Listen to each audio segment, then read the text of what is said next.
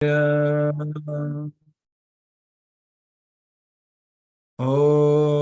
नमो भगवते वासुदेवाय। ओम नमो भगवते वासुदेवाय। नारायणं नमस्कृत्यं नरं चैव नरोत्तमं देवीं सरस्वतीं व्यासं ततो जयमुदीरयेत्। नष्टप्रायेषु अभद्रेषु नित्यं भागवत सेवया भगवती उत्तम श्लोके भक्तिर्भवति नैष्ठिकी।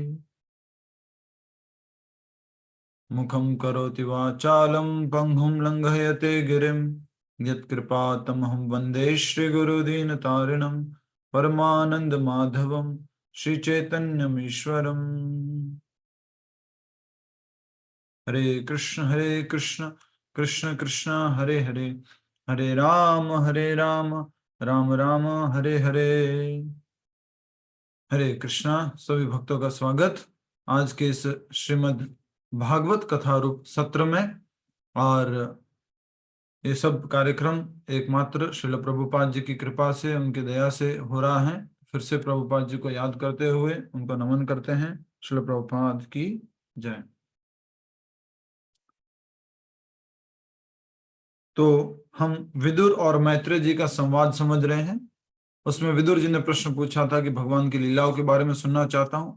उससे पहले उन्होंने प्रश्न पूछा कि सृष्टि की संरचना, भगवान के पुरुषावतार, उससे संबंधित ज्ञान दीजिए। तो उन्होंने फिर सृष्टि की संरचना और पुरुषावतार, भगवान सबसे पहले महाविष्णु के बारे में, फिर गर्भोदक्षा विष्णु के बारे में, उनके नाभि से कमल आया, उसके बाद ब्रह्मा जी की उत्पत्ति के बारे में ये सब चर्चा हुई। फिर चतुष कुमारों की उत्पत्ति, फिर रुद्र रूप में शिव जी की उत्पत्ति, और उसके बाद में 10 ऋषियों की उत्पत्ति, उसके बाद मनु और शत्रुपा की उत्पत्ति।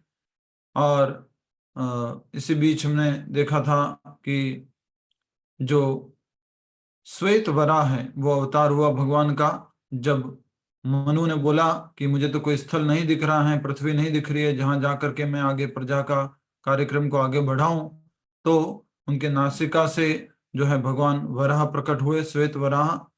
उन्होंने पृथ्वी को समुद्र की गहराइयों से बाहर निकाला और वापस उसकी ऑर्बिट में, उसकी परिधि में, तह में स्थापित कर दिया। और उसके बाद में प्रश्न आता है कि पृथ्वी गई कैसे, समुद्र में कैसे गई, ये प्रश्न आया। उस प्रश्न का उत्तर देते हुए फिर मैत्रेय मुनि बताते हैं कि एक समय की बात है, और बात कहाँ से शुरू हुई? कश्यप मुनि और देवहूति से। तो देवहूति जो है वो एक पुत्र प्राप्ति की इच्छा रख रही थी। संध्याकालीन समय था जो कि अनुकूल समय नहीं था। प्रतिकूल समय में उन्होंने एक पुत्र की इच्छा की, इसलिए प्रतिकूल समय में पुत्र की इच्छा करने के कारण उनके गर्भ में 2 राक्षसों ने, 2 प्रेतों ने, 2 जीवों ने आश्रय लिया। और जब उनको मालूम पड़ा कि भगवान स्वयं उसको मारेंगे, उनका वध करेंगे, तो जो दीति थी कश्यप मुनि की पत्नी, वो खुश हो गई, शांत हो गई। उसने शिव जी से भी प्रार्थना की, कश्यप मुनि से भी प्रार्थना की, और इन 2 पुत्रों को 100 वर्षों तक अपने गर्भ में रखा। और उसके बाद उनको जन्म दिया। और जन्म से पहले जैसे गर्भ में ही आ गए थे, तभी क्या हो गया था? सब जगह हाहाकार मच गया था गर्भ में आने से। तो इतने शक्तिशाली थे ये। और फिर इसके बारे में प्रश्न पूछा गया कि एक्चुअल में ये 2 आत्मा आई कहाँ से, ये 2 आत्मा है कौन? तो इसी चर्चा में हम आगे बढ़ रहे हैं, और कल हमने जहां तक किया था उससे आगे हम करने का प्रयास करेंगे। फिर हमने देखा कि ये चर्चा आई थी कि भगवान श्री हरि जो हैं, भगवान श्री गर्भोदक्षाय विष्णु जो उनके नाभि से जो प्रकट हुए थे ब्रह्मा जी, उसी समय में ब्रह्मा जी के क्या थे? 4 पुत्र। और वो 4 पुत्र कहाँ चले गए? क्योंकि वो आगे सृष्टि करना नहीं चाह रहे थे। तो वो लगभग 5 वर्ष की उम्र के बालक थे, और उनके शरीर पे अगर कपड़े कहें तो चारों दिशाएं उनके कपड़े थे। तो इस प्रकार से वो फिर भगवान के धाम जाते हैं वैकुंठ, और वैकुंठ में जाकर के पहला द्वार, दूसरा द्वार, तीसरा द्वार, आसानी से, छोटा सा बालक है ना, ऐसे ऐसे चल रहे चारों बालक, और वो एंट्री कर रहे हैं, आराम से एंट्री मिल रही है, कोई स्कैनिंग की जरूरत नहीं है, कोई अंदर से परमिशन की जरूरत नहीं है, चलते जा रहे हैं। 7वें द्वार पे उनको जो है रोक दिया जाता है 2 द्वारपालों द्वारा, और फिर उनको वो श्राप देते हैं। और उस प्रकार से श्राप क्या दिया गया अन्य पुराणों में वर्णन है, और इस पुस्तक में आएगा, आगे आएगा, उसी का रेफरेंस लेके यहाँ पर बताया गया। तो फिर भगवान स्वयं अंदर से गरुड़ पे बैठ करके लक्ष्मी जी के साथ आते हैं और माफी मांगते हैं चतुष्कुमारों से, मेरे से गलती हो गई, मेरे अगर द्वारपालों ने आपका अपराध किया है तो ये मैंने गलती की है, मैं माफी चाहता हूँ, आपने जो दंड दिया उनको उचित है। तो ये चतुष्कुमार भगवान की सुंदरता को देख करके पूरा मोहित हो जाते हैं। वैकुंठ की सुंदरता के बारे में बहुत अच्छे से वर्णन किया गया है। फिर चतुष्कुमार बोलते भगवान नहीं नहीं, हमारे से गलती हुई है, हमें माफ कीजिए। इस प्रकार की वार्तालाप होती है और फिर चतुष्कुमार भगवान से माफी मांग करके उनकी परिक्रमा करके जाते हैं। आइए अब वहां से शुरू करते हैं, कल जहां पर हमने समाप्त किया था। आप में से कुछ भक्त अगर कल तो छुट्टी थी, मतलब जूम नहीं काम कर रहा था, और आज भी थोड़ी सी प्रॉब्लम है, ओनली 100 लोग ही ज्वाइन कर पाए, पेमेंट सारी हो गई है, सब कुछ हो गया है, बट फिर भी प्रॉब्लम है। तो कहा जा रहा है, भगवान ने कहा, हे ब्राह्मणों, जय विजय को तुम्हारे द्वारा दिया गया दंड मेरी ही योजना का एक अंग है, और अब ये दोनों असुर परिवार में जन्म लेंगे। क्रोधवश अपना चित्त मुझ में लगाए रखते हुए ये सदैव मेरा संग प्राप्त करेंगे, और अपने इन जन्मों की अवधि पूरी होने पर वैकुंठ लौट आएंगे। सबसे इंपॉर्टेंट भगवान ने क्या कहा, चिंता मत करो, ये जो प्लानिंग थी सारी की सारी, कि आप क्रोधित हुए, उनको श्राप दिया, जय विजय ने आपको रोका, ये सब मेरी इच्छा से हो रहा है। और अगला जो आप पैराग्राफ पढ़ने जा रहे हैं उसमें आपके चेहरे पे स्माइल आएगी। फिर आप कभी नहीं कहोगे प्रभु जी कुछ भी आपको उत्तर नहीं आता है, तो बोल देते हो भगवान की लीला है, भगवान की लीला है। अगले उत्तर में पूरा ऐसे ही लिखा हुआ है, देखिए पढ़िए। इस प्रकार जय और विजय का शापित होना स्वयं भगवान की व्यवस्था थी। सामान्यतया यह कभी नहीं होता कि 4 कुमारों जैसे महान ऋषि इतने क्रोधित हो। तो पहला क्या नहीं होता कि ये चारों कुमार क्रोधित हो जाए, नहीं, संभव नहीं है, चतुष्कुमार क्रोधित नहीं हो सकते। नेक्स्ट, अथवा भगवान अपने द्वारपालों को दंडित होने दे। भगवान ये भी नहीं देख सकते कि मेरे द्वारपालों को कोई क्या धरती से आकर के क्या दे रहा है, कोई शाप दे रहा है नीचे वाले लोगों से आकर के, ये भी नहीं मैं सहन कर सकता। या फिर वैकुंठ से किसी का पतन इस भौतिक जगत में हो, ये भी जो है संभव नहीं है। 3 बातें कही हैं, न तो वैकुंठ से किसी का पतन हो सकता है, न जो वैकुंठ के वैकुंठाधिपति है भगवान वो किसी वैकुंठवासी के प्रति दंड को सहन करेंगे, न ही जो चतुष्कुमार है वो कभी क्रोधित हो सकते हैं। कई बार भगवान युद्ध का आनंद लेना चाहते हैं, स्माइल प्लीज। कई बार भगवान युद्ध का आनंद लेना चाहते हैं। आप में से कोई ऐसा है जिसने सामने से कभी ऐसा जानबूझ के झगड़ा किया, थोड़ा खुश होने के लिए, थोड़ा मस्ती करने के लिए? कोई है ऐसा?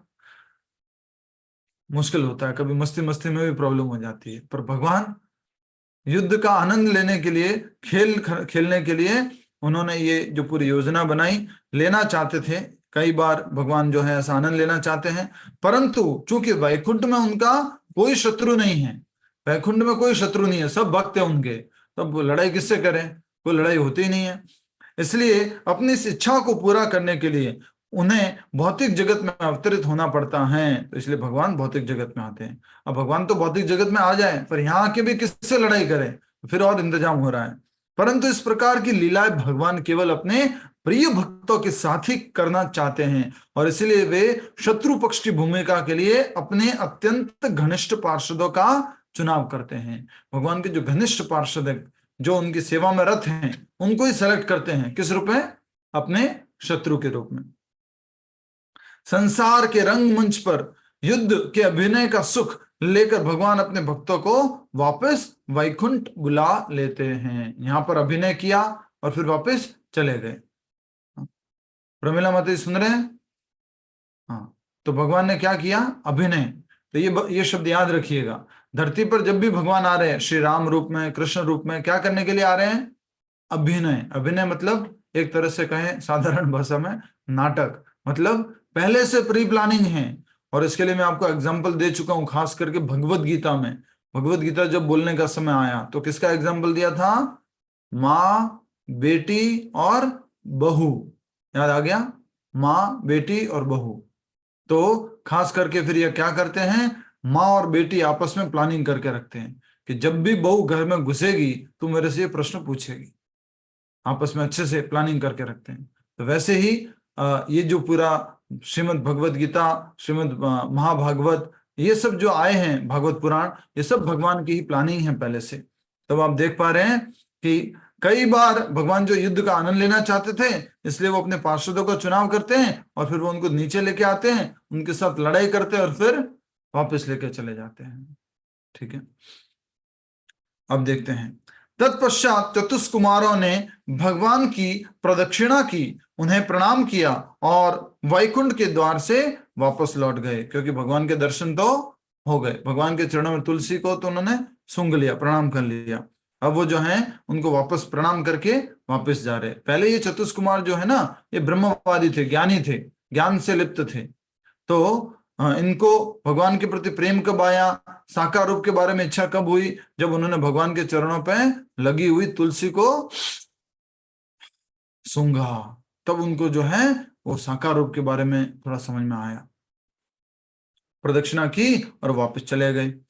जब भगवान ने जय विजय को आदेश दिया, तब भगवान ने जय विजय को आदेश दिया, तुरंत यहां से मृत्यु लोक में जाओ, परंतु भयभीत मत हो, डरो मत, तुम मृत्यु लोक में जाओ और डरो मत।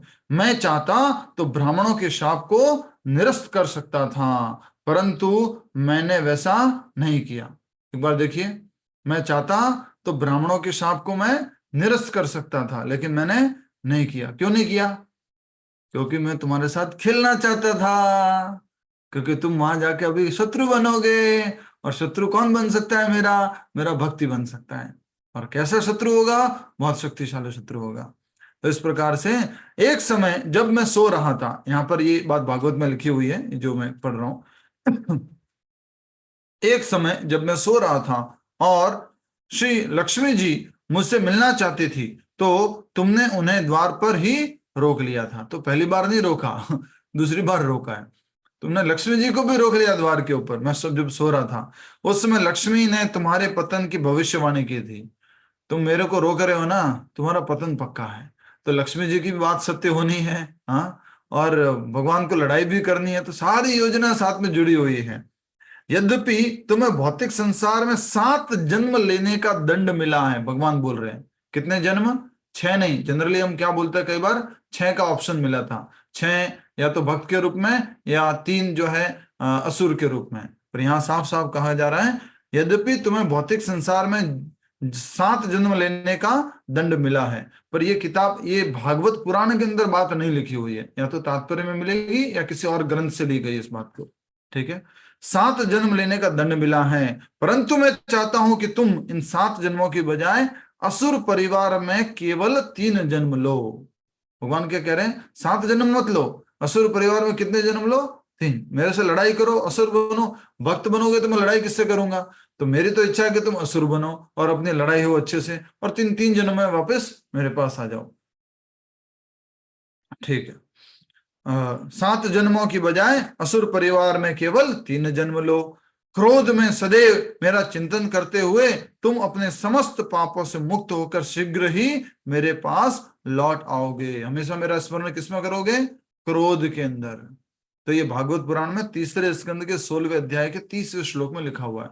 लक्ष्मी जी वाली बात जो है 3रे अध्याय के 3रे स्कंद के 16वें अध्याय के 30वें श्लोक में 3.16.30 श्रीमद् भागवतम। ठीक है, यह कहकर भगवान ने वहां से प्रस्थान किया। भगवान कहां चले गए? वापस अपने वैकुंठ धाम में अंदर चले गए। ठीक है, जय विजय ब्राह्मणों के शाप से शोक संतप्त थे और कांतिहीन हो चुके थे। शाप लग गया तो उनको क्या हो गई? सारी कांति, सारा तेज चला गया। तक्षण उनका वैकुंठ से पतन हो गया, अर्थात तब वो वैकुंठ और नहीं रह पाएंगे। गिरते समय कुमारों ने उन्हें पूरा आश्वासन दिया कि 3 आसुरी जन्मों के पश्चात वे पुनः वैकुंठ लौट आएंगे। अब मैं एक बहुत ही सुंदर बात बोलने जा रहा हूं कि आज के बाद गुरु की वाणी में, जो प्रमाणिक गुरु है उनकी वाणी में शंका नहीं करनी। क्यों? क्योंकि भगवान ने बोला था कि तुम जो है 7 जन्मों के बजाय 3 में जन्म लो असुर बन के, और फिर तुम वापस आ जाना, वापस वैकुंठ आ जाना। और उसी बात को भगवान के शुद्ध भक्त कह रहे हैं, गुरुवर कह रहे हैं। वो कौन है? ये चतुष्कुमार। वो भी क्या कह रहे हैं? तुम चिंता मत करो, डरो मत, ये तुम जो है भौतिक जगत में जा रहे हो, लेकिन मैं तुम्हें आश्वासन देते हैं हम लोग कि तुम 3 आसुरी जन्मों के पश्चात पुनः वैकुंठ से लौट आओ, वैकुंठ में लौट आओगे 3 जन्मों के पश्चात। तो एक बार किसने कंफर्मेशन किया? भगवान ने। दूसरी बार किसने किया? चतुष्कुमार ने। क्या लगा दिया? स्टैम्प। चिंता मत कर, डरो मत, वापस आओगे। अब एक और बात बताता हूं इसी तरह की। श्रील प्रभुपाद जी जब भगवान के साथ गोलोक वृंदावन में थे, श्रील प्रभुपाद जी कहते हैं, क्या कहते हैं कि अगर तुम लोग भक्ति नहीं करते हो, मेरे से दीक्षा ले ली तुमने और भक्ति नहीं करते हो, भक्ति का अभ्यास छूट जाता है, दीक्षा तो ले ली, पर तुम लोगों को वापस भगवान के धाम ले जाने के लिए मैं गोलोक से फिर आऊंगा। तो भगवान ने अपना एड्रेस दिया है, प्रभुपाद जी ने अपना एड्रेस दिया। प्रभुपाद जी कहाँ रहते हैं? गोलोक में। बोले वहां से मैं आपको लेने के लिए आऊंगा, अगर तुम पूरा नहीं कर पा रहे हो तो, छूट रहा है तुम्हारे से तो। पर प्रभुपाद जी फिर आगे बोलते हैं कि भक्त को अपने गुरु को तकलीफ नहीं देनी चाहिए, इसी जीवन में ऐसा अभ्यास कर लेना चाहिए कि गुरु को वापस इस भौतिक जगत में नहीं आना पड़े। तो मैं प्रभुपाद जी की बात ये कह रहा था कि पहली बार जब भगवान श्री कृष्ण ने बोला यस जाओ, आप नीचे जाओ और भौतिक जगत में जाओ और प्रचार करो, तो प्रभुपाद जी क्या बोले? नहीं नहीं नहीं कृष्णा, हमें नहीं जाना। जैसे सुखदेव गोस्वामी जी ने बोला था, क्या मुझे गर्भ से बाहर नहीं आना, उसी प्रकार से प्रभुपाद जी बोलते मुझे नहीं आना बाहर, वहां आपके साथ ठीक है सब, नहीं नहीं जाओ, आप सारी व्यवस्था कर रखी है। प्रभुपाद जी बोलते नहीं नहीं नहीं तुम जाओ, हमने व्यवस्था की है, वापस तुम लौट आओगे। तो फिर भगवान को बोले, मतलब अब नेक्स्ट बात मैं ऐड कर रहा हूँ, प्रभुपाद जी ने इतना ही बोला था तो भगवान ने बोला प्रभुपाद जी, तो इस तरह से कहा जा सकता है ठीक है कृष्णा आप बोल रहे हो ना, वापस पक्का बुलाओगे ना, ठीक है फिर मैं जा रहा हूँ। तो इस प्रकार से ये बहुत ही सुंदर बात यहाँ पर कही जा रही है कि चतुष्कुमारों ने उनको आश्वासन दिया कि तुम वापस लौट आओगे। अपने अलौकिक विमानों में बैठे देवतागण इस संपूर्ण दृश्य को देख रहे थे। जय विजय को गिरता देखकर वे सब निराश होकर हाहाकार करने लगे, और इस प्रकार कश्यप के शक्तिशाली वीर्य से आच्छादित होकर जय और विजय ने दीति के गर्भ में प्रवेश किया। तो ये कश्यप मुनि के वीर्य से माता दीति के गर्भ में प्रवेश किए। अब इसको इस तरह से नहीं देख सकते, ये क्या है? आध्यात्मिक शक्ति के रूप में वो आए अपने स्थान से, वैकुंठ से, और उनके माता के गर्भ में प्रवेश कर गए। अब समझ में आया कि जो 2 बच्चे थे जो उत्पात मचाने वाले थे, अदिति ने जो क्या कह सकते हैं असमय जो इच्छा की थी पुत्र प्राप्ति के लिए, तो ये जो जय और विजय हैं वही प्रवेश कर गए हैं किसके गर्भ में? दीति के गर्भ में। तो स्वयं भगवान के द्वारपाल हैं, लेकिन वो राक्षस बनने वाले हैं। तब ब्रह्मा जी ने देवताओं से कहा, यह इन 2 असुरों का ही प्रबल प्रभाव है कि तुम सब इतने उद्विग्न हो और शक्तिहीन हो गए हो। सारे देवता किसके पास गए थे? ब्रह्मा जी के पास गए थे। क्या बोल के कि ये कौन है भाई गर्भ में, गर्भ से इतना उत्पात मचा रहे हैं, उनका इंट्रोडक्शन दीजिए भगवान, ब्रह्मा जी क्या है ये? तो बताया ये और कोई नहीं, ऑर्डिनरी कोई नहीं है, ये कौन है? चतुर्भुज में जय और विजय है, भगवान के द्वारपाल है। अच्छा एक बात बताओ, भगवान का द्वारपाल ऑर्डिनरी होगा क्या? एक होता है हमारा द्वारपाल सिक्योरिटी गार्ड, जो दिन भर बैठा रहता है, कुछ लिखता रहता है, चलता भी नहीं है, काम भी ढंग से नहीं करता, गेट पे एंट्री भी प्रॉपर नहीं करता। भगवान के द्वारपाल है, स्वयं भगवान के द्वारपाल। एक हमारे द्वारपाल हो गए, एक अंबानी जी का द्वारपाल है, दिन भर पैरों पर खड़ा रहता है, एक सेकंड के लिए बैठता नहीं है। एक तो ऐसा कहते हैं वो है अफ्रीकन है, ऐसे टकला है और ऐसे ऐसे करता रहता बस। तो स्ट्रांग है, बड़े ताकतवर है, किसी को घुसने नहीं देते हैं। हमारे यहाँ तो आसानी से जिसको घुसना एंट्री मिल जाएगी। तो भगवान के द्वारपाल कैसे होंगे? भगवान के द्वारपालों को कोई जीत सकता है क्या? नहीं जीत सकता। नहीं, उनसे कोई लड़ाई करके जीत सकता है? बड़े बड़े देवता नहीं जीत सकते। इसलिए कहा गया है कि माया से भी, भगवान की माया से भी, भगवान कहते हैं देवी है ऐसा गुणमयी मम माया। ये किसकी माया है? मेरी माया है। ये द्वारपाल किसके हैं? मेरे। देवता गणों को वो कुछ नहीं कर सकते उसका, द्वारपालों का। वैसे माया को हम अपनी शक्ति से पार नहीं कर सकते। तो भगवान कहते हैं कैसे पार कर सकते हो मालूम है तुम? भगवान कहते हैं मामेव ये प्रपद्यन्ते मायाम एताम तरन्ति ते। ये श्लोक याद कीजिएगा प्लीज, 7वें अध्याय का 14वां श्लोक। हाँ? मेरी शरण में जो व्यक्ति आएगा वो इस माया को पार कर सकता है। तो ये जो दोनों ही द्वारपाल थे जय विजय, अब असुर बन करके मां के गर्भ में प्रवेश किए हैं। अब बात हो रही है, ब्रह्मा जी कह रहे हैं ये और कोई नहीं, ये कौन है? जय और विजय हैं जो इनके गर्भ में है। और अभी वो जो है इतना प्रभाव डाल रहे कि आपकी भी शक्ति कम हो गई है। मेरे पास इस परिस्थिति के निवारण का कोई उपाय नहीं है, क्योंकि यह सब स्वयं भगवान की इच्छा से फलीभूत हो रहा है। मैं भी कुछ नहीं कर सकता। ब्रह्मा जी ने क्या खड़े कर दिए? इशारा करके बताओ क्या खड़े कर दिए? हाथ। हाँ? देखो देवी देवता मेरे बस की बात नहीं है, मैं कुछ नहीं कर सकता। भगवान की इच्छा से फलीभूत हो रहा है। विश्वास रखो कि भगवान हमारी रक्षा के लिए आएंगे। चारों दिशाओं में व्याप्त इस घनघोर अंधकार को देखकर चिंतित मत हो। भगवान अवश्य हमारी रक्षा के लिए आएंगे, चिंता मत करो। बहुत इंपॉर्टेंट बात है। नेक्स्ट, अभी पूरा पढ़ने का है, सब लोग मेरे साथ साथ पढ़िए, अच्छे से पढ़ने का है, पढ़ो लाउडली। उनके जन्म लेते ही भूकंप जैसी भयानक प्राकृतिक विपदाएं आने लगी। चारों ओर प्रचंड अग्नि प्रज्वलित हो उठी। शनि और मंगल जैसे अमंगलकारी ग्रह शुक्र और बृहस्पति जैसे मंगलकारी ग्रहों से अधिक चमकने लगे। आकाश में धूमकेतु दिखाई देने लगे। उल्कापात होने लगा और बिजली गिरने लगी। भयानक प्रचंड वायु सिसकारती हुई बहने लगी और बड़े बड़े जड़ सहित वृक्ष उखड़ गए। आकाश में काले बादलों के छा जाने से चारों ओर गहन अंधकार फैल गया। समुद्र में ऊंची लहरें उठने लगी। नदियों तथा सरोवरों में कमल मुरझा गए। बार बार सूर्य और चंद्रमा ग्रहण होने लगे। क्या होने से बोलो? ये सब क्यों हो रहा है?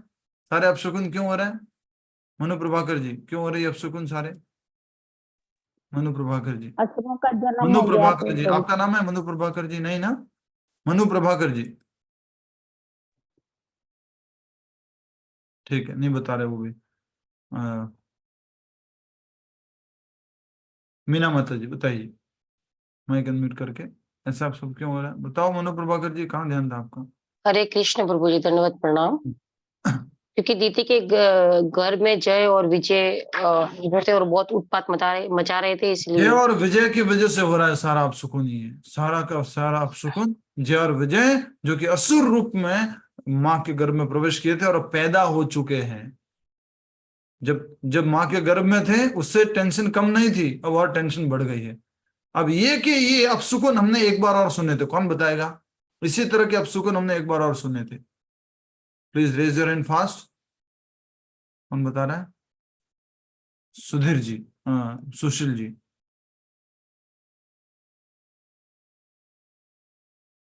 प्रभु, जब युधिष्ठिर महाराज को भगवान के जाने के या जब भगवान श्री कृष्ण धरती से चले गए और युधिष्ठिर महाराज को सब जगह अशुभ संकेत दिखाई देने लगे थे। याद करो, सेम उसी तरह का आ रहा है। उल्कापात होने लगा, बिजली गिरने लगी, भयानक प्रचंड वायु सिसकारती हुई बहने लगी और बड़े बड़े वृक्ष जड़ सहित उखड़ गए। आकाश में काले बादलों के छा जाने से चारों ओर गहन अंधकार फैल गया। समुद्र में ऊंची लहरें उठने लगी। नदियों तथा सरोवरों में कमल मुरझा गए। बार बार सूर्य और चंद्र ग्रहण होने लगे। पर्वतों की गुफाओं से रथों के गड़गड़ाने की आवाज आने लगी। गीदड़ी मनुष्यत से रोने लगी। रोती हुई आग उगलने लगी। ये सब पढ़ा था ना हमने, याद आ रहा है? आग उगलने लगी सुबह सुबह। और धरती को अपने कठोर खुरों से ठोकते तथा उच्च स्वर में रेंकते हुए गधों के झुंड इधर उधर भागने लगे। गधों की भयानक आवाज से भयभीत पक्षी अपने घोंसलों से निकलकर अंधाधुंध उड़ने लगे और भयवश गाय मल मूत्र विसर्जन करने लगी। इतना ही नहीं, गाय इतनी भयभीत थी कि उनके थनों से दूध के स्थान पर खून निकलने लगा। और बादलों से जल के स्थान पर पीब की वर्षा होने लगी, अर्थात पीब अर्थात जो पस होता है। मंदिरों में मूर्तियां से अश्रुधारा बह रही थी और बिना आंधी तूफान के भी वृक्ष गिरने लगे। इतना ज्यादा संकेत देख रहे हैं आप, क्या क्या हो रहा है। दो असुर पैदा होते ही इतने संकेत आ रहे हैं। नेक्स्ट, आज शनिवार है तो हमें पूरा करना अध्याय, सब लोग साथ दीजिए। इन सब अपशकुनों को देखकर चारों कुमारों के अतिरिक्त अन्य सब आतंकित हो उठे। जय विजय के पतन तथा उनके भावी जन्मों की घटना से अनभिज्ञ सबको यही प्रतीत हो रहा था मानो सृष्टि की प्रलय का समय निकट आ गया हो, मान लो प्रलय होने वाली हो। पर चतुष कुमारों को मालूम था क्या हुआ है, जय विजय नीचे आए हैं। कश्यप मुनि ने अपने पहले पुत्र का नाम हिरण्याक्ष रखा, वह जय था, और विजय जिसने गर्भ में पहले प्रवेश किया था उसका नाम हिरण्यकश्यपु हुआ। तो कश्यप मुनि और अदिति के दो पुत्र हैं, कौन कौन से, हिरण्याक्ष और हिरण्यकश्यपु। असमय पर उन्होंने जो पुत्र प्राप्ति के लिए क्रिया की थी उस कारण से ऐसे दो पुत्र प्राप्त हुए। पर ये भी किसकी लीला है, भगवान की, भगवान आना चाहते थे इसलिए सब हो रहा है। तो एक हिरण्याक्ष हो गया और एक हिरण्यकश्यपु हो गया। जन्म लेते ही इन दोनों असुरों के असामान्य शारीरिक लक्षण प्रकट होने लगे। लोहे जैसे इनके प्राकंड शरीर आसमान को छूते हुए प्रतीत होते थे। इतना ही नहीं, ऐसा लगता था मानो चारों दिशाएं इनके शरीर से भर गई थी। जब वे चलते तो उनके प्रत्येक पग पर धरती दबकर कांपने लगती। किसके, जय विजय के चलने से, जो किस रूप में आए हुए हैं, हिरण्याक्ष और हिरण्यकश्यपु के रूप में। नेक्स्ट, कठोर तपस्या के बाद हिरण्यकश्यपु ने ब्रह्मा जी से वरदान प्राप्त किया। कैसी तपस्या की थी इसने, एक पैर के ऊपर पूरा ब्रह्मा जी की तपस्या की थी उन्होंने। ओम ब्रह्मदेवाय, कहाँ है, हरे कृष्णा, आसक्ति सबको म्यूट कर देता हूं मैं। हरे कृष्ण कृष्ण कृष्ण कृष्ण हरे राम राम राम हरे हरे। नेक्स्ट, इतना ही नहीं, ऐसा लगता था मानो चारों दिशाएं इनके शरीर से भर गई थी। और अब नेक्स्ट लाइन में आ गए थे। कठोर तपस्या के बाद हिरण्यकश्यपु ने ब्रह्मा जी से वरदान प्राप्त कर लिया और उसके फलस्वरूप स्वयं को अमर मानते हुए वह अत्यंत अहंकारी बन गया। ये तो याद ही है ना आपको, हिरण्यकश्यपु ने क्या क्या वो ब्रह्मा जी से वरदान मांगा था। अपनी शक्ति के बल पर उसने शीघ्र ही तीनों लोकों को अपने नियंत्रण में ले लिया, ऊपर के लोकों को, नीचे के लोकों को और पृथ्वी को। उसके भाई हिरण्याक्ष को भी ब्रह्मा जी से वरदान प्राप्त हुए थे और वह भी स्वयं को अमर मानते हुए घमंडी बन गया। हिरण्यकश्यपु का भाई हिरण्याक्ष, और उनको भी ब्रह्मा जी से वरदान प्राप्त हुए थे। अपने को वो जो है फॉर्चुनेट मान रहा था, बहुत भाग्यशाली हूं। हाँ, लेकिन इस वरदान के लिए क्या समझने लग गया, मैं अमर हूं। ब्रह्मा जी ने वरदान दे दिया और मैं क्या बन गया, अमर। इस दुनिया में कोई अमर हो सकता है, कोई अमर नहीं हो सकता। लंबी आयु हो सकती है लेकिन कोई अमर नहीं हो सकता। अपने बड़े भाई को प्रसन्न करने के लिए उद्देश्य से हिरण्याक्ष ने अपनी गदा उठाई और सबको युद्ध के लिए ललकारते हुए विचरण करने लगे। अब बड़े भाई को याद करते हुए क्या मतलब इसका, कौन बताएगा। अपने बड़े भाई हिरण्याक्ष से अपनी गदा उठाई मतलब क्या है, कौन बताएगा। बड़े भाई से क्या मतलब है, जल्दी बताओ, कौन बता रहा है, हाथ खड़े करो। नहीं,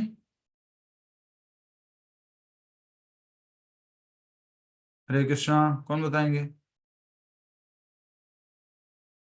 अल्पा माधव जी बताइए, बाकी लोग क्यों नहीं बता रहे। बहुत सिंपल उत्तर है ना, ध्यान कहाँ है। हरे कृष्ण प्रभु जी, बड़े भाई का मतलब हिरण्यकश्यपु।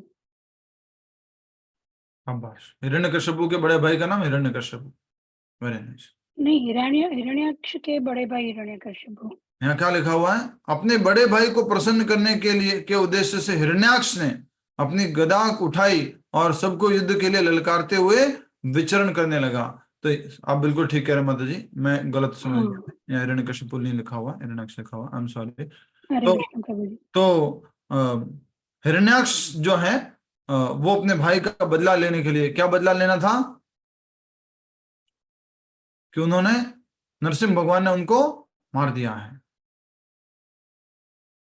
ब्रह्मा जी के वरदान के कारण कोई भी उसका वध नहीं कर पाया। देवगण उसे देखकर उसी प्रकार भाग खड़े होते हैं जिस प्रकार गरुड़ के भय से सांप अपने बिलों में छिप जाते हैं। जब हिरण्याक्ष ने आंखें खोली, जब हिरण्याक्ष ने खाली इंद्रलोक को देखा तो वह जोर से गर्जना करने लगा। वह यह देखकर गर्वित हो उठा कि बिना युद्ध किए देवताओं ने अपनी पराजय स्वीकार कर ली है। स्वर्ग से लौटकर हिरण्याक्ष ने खेलते खेलते समुद्र की गहराई में प्रवेश किया। तो उन्होंने क्या कर दिया था, हिरण्याक्ष ने उस पृथ्वी को समुद्र में फेंक दिया था। खेलते खेलते समुद्र में प्रवेश किया और उसे देखते ही बड़े बड़े जलचर आतंकित होकर भाग गए। अंततः अनेक वर्ष समुद्र में विचरण करने के पश्चात हिरण्याक्ष वरुण देव की नगरी विभावरी में पहुंचा। जल देवता का उपास करने के लिए हिरण्याक्ष उनके चरणों में गिर पड़ा और मुस्कुराते हुए एक भीख मांगी, हे प्रभु, हे युद्धाकांक्षी, कृपया मुझे युद्ध का वरदान दीजिए, कृपया करके मुझे युद्ध का वरदान दीजिए। कौन मांग रहा है ये वरदान? यस, कौन मांग रहा है?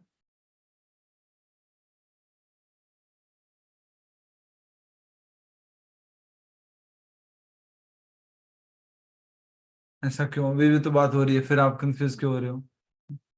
सुषमा तिवारी माता जी बताओ, सबको क्लियर होना चाहिए ना, प्लीज ध्यान रखो। हिरण्याक्ष। हिरण्याक्ष, तो बात हो रही है कि जल देवता का उपहास करने के लिए हिरण्याक्ष ने उनके चरणों में गिर पड़ा और मुस्कुराते हुए भीख मांगी, हे प्रभु, मैं युद्धाकांक्षी हूं, कृपया मुझे युद्ध का वरदान दीजिए, मुझे युद्ध करने की इच्छा है, मुझे आप वरदान दीजिए, मैं युद्ध करना चाहता हूं। हिरण्याक्ष की धृष्टता को देखकर वरुण देव प्रकोपित हो उठे, परंतु बुद्धि द्वारा अपने क्रोध को शांत करते हुए उन्होंने उत्तर दिया। क्रोध को किसने शांत किया? यस, खुद नहीं, किससे? बुद्धि का उपयोग करके। बोलते हैं, हे पुत्र, मैं अब बहुत वृद्ध हो चला हूं और इसलिए युद्ध करना छोड़ दिया है। युद्ध कला में इतने दक्ष हो, तुम युद्ध कला में इतने दक्ष हो कि मुझे भगवान विष्णु के अतिरिक्त तुम्हारी बराबरी वाला अन्य कोई नहीं दिख रहा। केवल वे ही तुम्हें युद्ध में सुनष्ट कर सकते हैं। तो ये बात बहुत ही सुंदर है। यहाँ पर कही जा रही है बात कि भगवान खुद ही हिरण्यकशिपु को मार सकते हैं और कोई हिरण्याक्ष को और कोई नहीं मार सकता। तो अपनी बुद्धि पर क्रोध को शांत करते हुए और उन्होंने उत्तर दिया भगवान ने, हे पुत्र, मैं अब वृद्ध हो चला हूं और इसलिए युद्ध करना छोड़ दिया है। तुम युद्ध कला में इतने दक्ष हो कि मुझे भगवान विष्णु के अतिरिक्त तुम्हारी बराबरी वाला अन्य कोई नहीं दिखाई दे रहा है, केवल मैं ही तुम्हें संतुष्ट कर सकता हूं। ठीक है, नेक्स्ट पढ़ो। कौन पढ़ेंगे? यस, सुशील जी कुछ कहना चाहते हैं? नहीं? ठीक है। वरुण देव ने कहा, यस बिल्कुल ठीक बात है, बिल्कुल वरुण देव ने कहा, बिल्कुल ठीक है। हे दैत्यराज, मैं तुम्हें परामर्श दूंगा कि तुम उनके पास जाओ जब मांसभक्षी पशुओं से घिरा तुम्हारा मृत शरीर देवभूमि में पड़ा होगा, युद्ध भूमि में पड़ा होगा, तब तुम अपने इस घमंड से मुक्त हो जाओगे। क्या घमंड था हिरण्याक्ष को? मैं भगवान हूं, मैं शक्तिशाली हूं। तो तुम इस घमंड से मुक्त हो जाओगे अगर तुम भगवान की शरण में जाते हो और भगवान से क्षमा याचना करते हो, मुक्त हो जाओगे। वरुण देव की बातों पर कोई ध्यान न देकर हिरण्याक्ष वहां से लौट आया। मार्ग में उसकी भेंट नारद मुनि से हुई। उसने उनसे भगवान के ठोर ठिकाने की जानकारी ली। नारद ने हिरण्याक्ष ने एक बार पुनः समुद्र की गहराई में प्रवेश किया। वहां पहुंचकर उसने भगवान विष्णु को वराह रूप में देखा और उन्होंने अपने नथुनों पर पृथ्वी को धारण किया हुआ था। ठीक है, नथुनों पर पृथ्वी को धारण किया हुआ था। और उन्होंने किस किस को देखा? भगवान श्री हरि को, विष्णु को वराह रूप में देखा। नेक्स्ट पढ़ते हैं। हरि बोल। कौन पढ़ेंगे आप में से? आरपी शर्मा जी पढ़िए। हरे कृष्ण प्रभु जी। हरे कृष्णा। हिरण्याक्ष की दृष्टता को देखो। भगवान को देखकर असुर अट्टहास लगाकर हंसा और बोला, अरे वंचर पशु, शूकर के रूप में, हे सुरश्रेष्ठ, यह पृथ्वी हम निम्न लोकवासियों की है। मेरी उपस्थिति में तुम इसे नहीं ले जा सकते हो। अरे मूढ़, आज तुम्हें मारकर मैं अपने पूर्वजों को तिलांजलि दूंगा। जब मेरी गदा के प्रहार से तुम्हारी खोपड़ी चकनाचूर हो जाएगी, तब यज्ञों द्वारा तुम्हें आहुतियां देने वाले देवता और ऋषि मुनि भी मर जाएंगे। यदि पेड़ की जड़ ही काट दी जाए तो वह पेड़ भला कब तक जीवित रहेगा। ऐसे दुर्वचनों को सुनकर भगवान को अत्यंत पीड़ा हुई, परंतु उन्होंने उसे सहन कर लिया। सहमी हुई पृथ्वी उनके नथनों पर अभी भी विराजमान थी। भगवान बराह तेजी से जल के ऊपर आ गए। हिरण्याक्ष ने भी फुर्ती से उनका पीछा किया और चिल्लाने लगा, क्या तुम्हें शत्रु द्वारा चुनौती दिए जाने पर भागने में लज्जा नहीं आती? तुम्हारे जैसे अधम प्राणी के लिए लज्जा का कोई मूल्य नहीं है। इन कठोर वचनों के बावजूद भी भगवान बराह ने अनिद्विग्न हुए पृथ्वी को जल की सतह पर रखा और उसे तैरने की शक्ति प्रदान की। उसी समय ब्रह्मा जी सहित अन्य देवगण उनके इस कार्य की भूरी भूरी प्रशंसा करते हुए पुष्प वर्षा करने लगे। और तब भगवान ने प्रचंड क्रोध प्रकट करते हुए उत्तर दिया, तुमने सही कहा, हम वन्य पशु हैं और तुम जैसे कुत्ते की खोज में रहते हैं। जो व्यक्ति मृत्यु पास से भयभीत नहीं होता, वह ही तुम्हारे जैसे अभद्र भाषा में बातें करता है। अब तुम्हारी मृत्यु निश्चित है, तब मूर्खता भरी बातें बंद करो और मेरे साथ युद्ध करो। कोई कितना भी अहंकारी क्यों न हो, यदि वह अपने वचन को पूरा नहीं कर सकता तो उसे वीरों की सभा में बैठने का कोई अधिकार नहीं होता।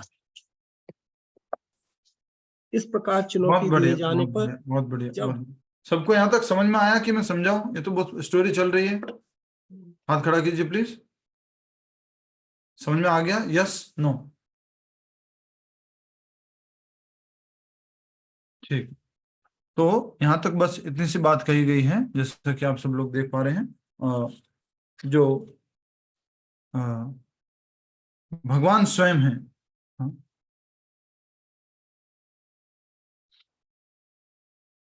उनके बारे में थोड़ा सा डिस्क्रिप्शन दिया गया। हिरण्याक्ष ने भगवान को अलग अलग शब्दों से संबोधित किया, उसके बारे में बता दिया। और फिल्मी डायलॉग नहीं होते, वैसे डायलॉग है यहाँ पर। जैसे कि क्या डायलॉग है? अरे मूढ़, आज तुम्हें मारकर मैं अपने पूर्वजों को तिलांजलि दूंगा। अरे मूर्ख, आज तेरी मौत से मेरे पूर्वज खुश होंगे। तो डायलॉग नहीं होते, तो उसी तरह से यहाँ पर डायलॉग बाजी हो रही है। और भगवान को पीड़ा हुई, खास करके कब? जब उन्होंने कहा कि अगर मैं क्या कर दूंगा, जड़ को समाप्त कर दूंगा तो सब कुछ समाप्त हो जाएगा। तो परंतु उन्होंने उसे सहन कर लिया। सहमी हुई पृथ्वी उनके नथनों पर अभी भी विराजमान थी। तो पृथ्वी अभी भी कहां पर थी? उनके टस्क पर। ठीक है। वराहदेव जो है तेजी से चले हिरण्यकशिपु की तरफ, और हिरण्यकशिपु ने जो है पीछा किया, चिल्लाने लगा, तुम शत्रु हो, शत्रु की दुश्मन हो, शत्रु की चुनौती का नहीं स्वीकार करते हो। बहुत सारी बातें हुए। इन कठोर वचनों के बावजूद भगवान वराह के अनुद्विग्न हुए पृथ्वी को जल की सतह पर रखा और उसे तैरने की शक्ति प्रदान की। अब पृथ्वी को कहां रख दिया भगवान ने? जल के ऊपर, और उसको तैरने की शक्ति प्रदान की। उसी समय ब्रह्मा जी सहित अन्य देव गण उनके कार्य की भूरी भूरी प्रशंसा करते हुए पुष्प वर्षा करने लगे। किसके कार्य की प्रशंसा करते हुए? भगवान श्री हरि की, भगवान श्री विष्णु की, शिरोदक्षा विष्णु की। ठीक है, आइए नेक्स्ट ने पढ़ा था, दोनों पैराग्राफ हो गए ना ऊपर वाले इस पेज के। यहां तक हो गया कि गदा युद्ध में दक्ष हिरण्याक्ष ने अपनी गदा से उस पर प्रहार को रोक लिया। इस प्रकार एक उग्र युद्ध, क्या बोलेंगे उसको, सॉरी, उग्र युद्ध प्रारंभ हो गया। ठीक है, नेक्स्ट कौन पढ़ेंगे? इस बस पूरा पढ़ने का जब पॉइंट आएगा मैं बताऊंगा। जल्दी जल्दी please raise your hand. Yes, पहले पढ़ लीजिए लक्ष्मी पेंडलिया माता जी, फिर रानी कुंती देवी दासी, फिर कमला भाटिया माता जी। यस। इस प्रकार चुनीति दिए जाने पर हिरण्याक्ष क्रोध से तमतमाने लगा और उसका विशाल शरीर कांपने लगा। अपमानित होने के कारण वह सांप की तरह फूफकार कर रहा था। अपनी शक्तिशाली गदा उठाकर वह भगवान की ओर दौड़ा और उन पर तेज प्रहार किया, परंतु थोड़ा सा हटकर भगवान ने यह वार से बचा लिया। देखते हैं आप, जैसे मूवी में नहीं होता, जैसे कोई हीरो मान लीजिए वो खड़ा हुआ है, विलेन आके उसको धूम लगाने के होता है, उतने में वो क्या करता है, हीरो पीछे हो जाता। तो उसी तरह से सीन चल रहा है।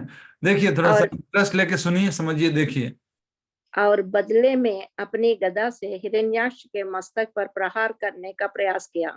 गदा युद्ध में दक्ष हिरण्याक्ष ने अपनी गदा से उस प्रहार को रोक लिया। इस प्रकार एक उग्र युद्ध आरंभ हो गया। दोनों प्रतिद्वंदी अपने कठोर गदाओं से एक दूसरे का प्रबल प्रहार करने लगे। एक दूसरे के घावों से बहते रक्त की गंध ने उनके क्रोध को और अधिक उत्तेजित कर दिया था। विजय के लिए ललायित ये दोनों युद्ध कला में अद्भुत कौशल देखने लगे। प्रतीत होता था मानो एक गाय के लिए दो शक्तिशाली शान आपस में टकरा रहे हो। तो ऐसा लग रहा था कि ये जो भगवान वराह रूप में और एक तरफ हिरण्याक्ष कैसे लड़ रहे हैं, जैसे दो सांड लड़ रहे होते हैं, तो गाय को पाने के लिए, उसी प्रकार यहाँ पर जो है ये दोनों लड़ रहे थे। नेक्स्ट कौन पढ़ने वाला है? किसका नाम लिया था? सुमन माता जी पढ़िए, उसके बाद कुंती देवी माता जी, फिर जो है जो नाम लिया वो पहले वो पढ़ेंगे। पढ़ लीजिए सभी लोग साथ साथ में, ये पढ़ने का ही है, जहाँ समझाने का होगा वो मैं रुकवाऊंगा। यह युद्ध हो रहा था पृथ्वी के लिए, और ब्रह्मा जी आकाश से अन्य देवताओं एवं ऋषियों के साथ मिलकर इस प्रचंड युद्ध का दृश्य देखने लगे। चिंता भरे शब्दों में उन्होंने भगवान वराह को संबोधित करते हुए कहा, हे भगवान, हिरण्याक्ष ने देवताओं का दमन किया है और ब्राह्मणों, गायों तथा अन्य निरीह प्राणियों को अकारण पीड़ा दी है। सर्प जैसे द्वेषी इस असुर के साथ अब और अधिक खेल न खेलें। यह माया विद्या में अति प्रवीण है और अत्यंत दुष्ट एवं घमंडी है। हे अच्युत, संध्या होते ही इस असुर की शक्ति बढ़ने लगेगी, इसलिए उससे पहले ही इसका वध कर दीजिए। अभिजीत नामक शुभ घड़ी दोपहर में आरंभ हुई थी और अब वह लगभग समाप्त हो चुकी है, इसीलिए तुरंत अपने इस अदम्य शत्रु का विनाश करके जगत में शांति की स्थापना करें। बस। तो एक तरह से ब्रह्मा जी बोल रहे हैं कि तो बहुत पावरफुल है असुर तो, बट आप तो इनको मार सकते हैं, ठीक बात है, लेकिन अभी मार लीजिए, नहीं तो शाम को इसकी शक्ति क्या हो जाएगी, बढ़ जाएगी, ताकत तो बढ़ जाएगी। नेक्स्ट किसको बोलना था? कुंती देवी माता जी बोलिए। कुंती माता जी, ये पढ़िए। हरे कृष्ण प्रभु जी, प्रणाम। ब्रह्मा जी के वचन सुनकर भगवान जोर से हंसने लगे और ब्रह्मा जी की प्रार्थनाओं के प्रत्युत्तर में उनकी ओर प्रेम भरी दृष्टि से देखने लगे। हिरण्याक्ष को अपने निकट खड़े देख भगवान वराह अचानक उस पर झपटे और उसकी ठोड़ी पर निशाना साधते हुए अपनी गदा से प्रहार किया।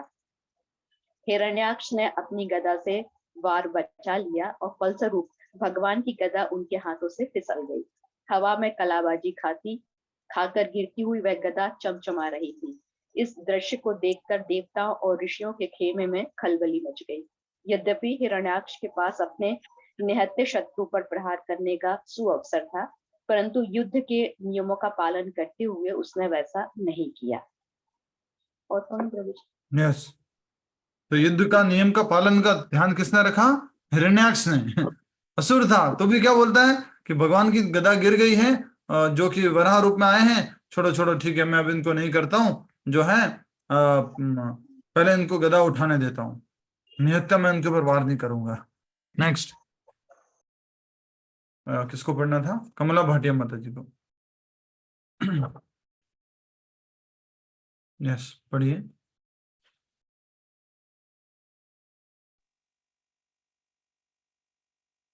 इसने भगवान के क्रोध में घी का काम किया। उन्होंने तुरंत अपने सुदर्शन चक्र का आह्वान किया। शत्रु सामने खड़ा था और भगवान के हाथों में उस देदीप्यमान चक्र को देखकर देवगण और ऋषि एक स्वर में पुकारने लगे, आपकी जय हो, तुरंत इसका वध करो, इसके साथ अब और मत खेलो। अपने सन्मुख सुदर्शन चक्र लेकर खड़े भगवान को देखकर हिरण्याक्ष क्रोधवश अपने होठों को काटने लगा और चोट खाए सर्प के समान फुफकारने लगा। तब भयानक नथुनों वाला वह असुर अपनी गदा को घुमाता हुआ हवा में उछलता और भगवान पर आक्रमण करते हुए चिल्लाया, अब तुम्हारी मृत्यु हो गई। हो गई?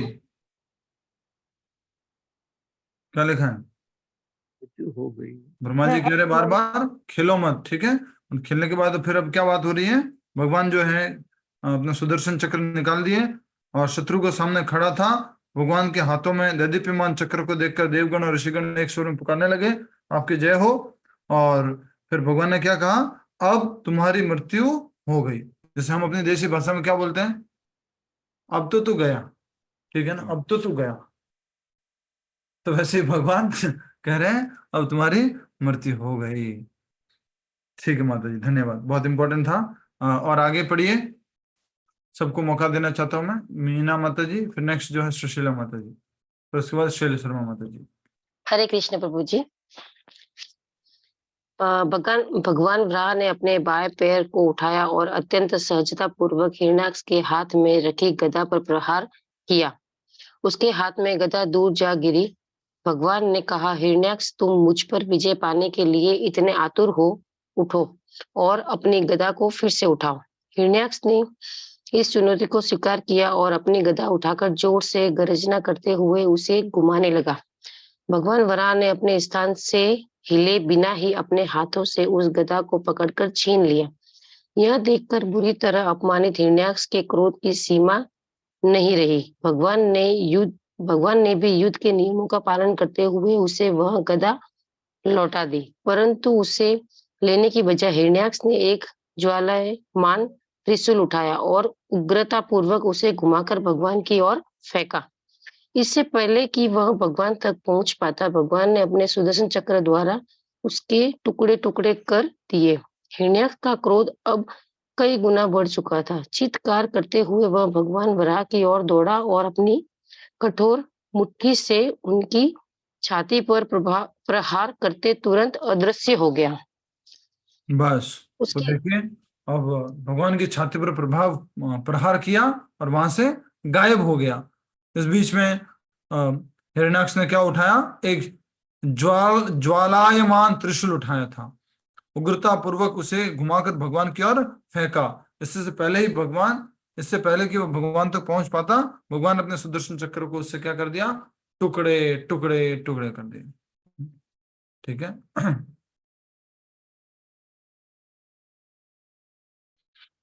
यस, नेक्स्ट पढ़िए, शैल शर्मा माता जी।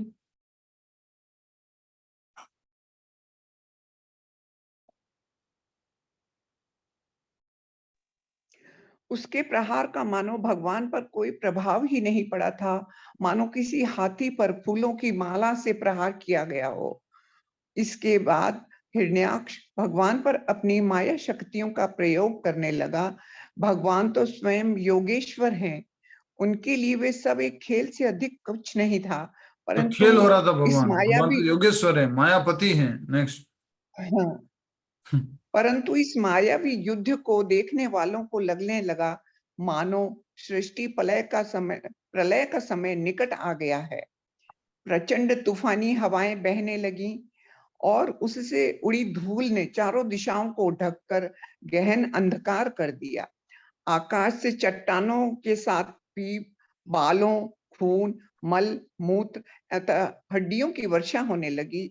रह रहकर बादलों में बिजली गड़गड़ा रही थी।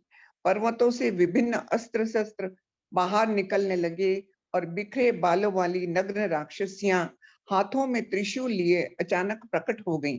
घोड़ों, हाथियों तथा रथों पर सवार यक्षों एवं राक्षसों के जत्थे वहां से गुजरते हुए क्रूर और अभद्र भाषा में नारे लगाने लगे। भगवान ने उस सारी माया को अपने सुदर्शन चक्र द्वारा एक क्षण में समाप्त कर दिया। इसे देखकर दीति के हृदय में आतंक छा गया। अपने पति के वचनों को स्मरण करते हुए उसके स्तनों से रक्त चूने लगा। जब हिरण्याक्ष ने देखा कि उसकी माया छिन्न भिन्न हो चुकी है, वह पुनः प्रकट हो गया। क्रोध वेश में उसने अन्य कोई उपाय न देखते हुए भगवान को अपनी भुजाओं द्वारा दबाने का प्रयास किया, परंतु यह देखकर वह आश्चर्यचकित रह गया कि भगवान उसकी भुजाओं के घेरे से बाहर ही थे। बौखलाकर वह अपनी मुट्ठी से भगवान पर प्रहार कर ही रहा था कि भगवान ने उसके कान के नीचे ऐसा तमाचा लगाया कि वह लड़खड़ाता हुआ पीछे जा गिरा। उसके नेत्र कुंडों युद्ध से चल ही रहा था और भगवान ने क्या लगाया? एक जोर से तमाचा कान के नीचे। कभी कभी बोलूंगा ना, बोलते हैं अपन कई बार साधारण में, दूंगा एक जोर से कान पट्टी के नीचे, कान पट्टी पे ऐसे ना।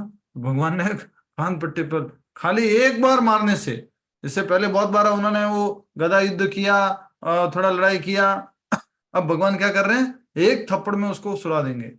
नेक्स्ट पढ़ना चाहेंगे। नेक्स्ट उषा भूषण गोयल माता जी।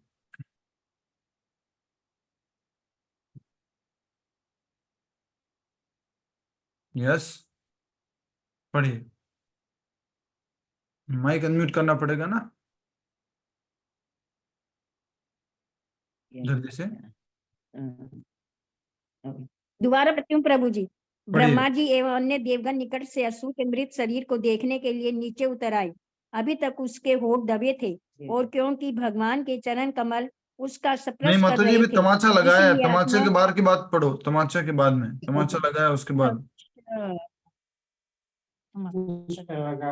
चौथी लाइन, उसके नेत्र कुंडों से लगाया कि वह लड़खड़ाता हुआ पीछे जा गिरा। उसके नेत्र कुंडों से आंखें बाहर आ निकली, बाल बिखर गए, अंग टूट गए और वह असुर एक जड़ से उखड़े वृक्ष के समान भूमि पर गिर पड़ा। ब्रह्मा जी एवं अन्य देवगण निकट से असुर के मृत शरीर को देखने के लिए नीचे उतर आए। अभी तक उसके होठ दबे थे और क्योंकि भगवान के चरण कमल उसका स्पर्श कर रहे थे, इसलिए आत्मा विहीन होने के बाद भी उसकी शरीर कांति छीन नहीं हुई थी।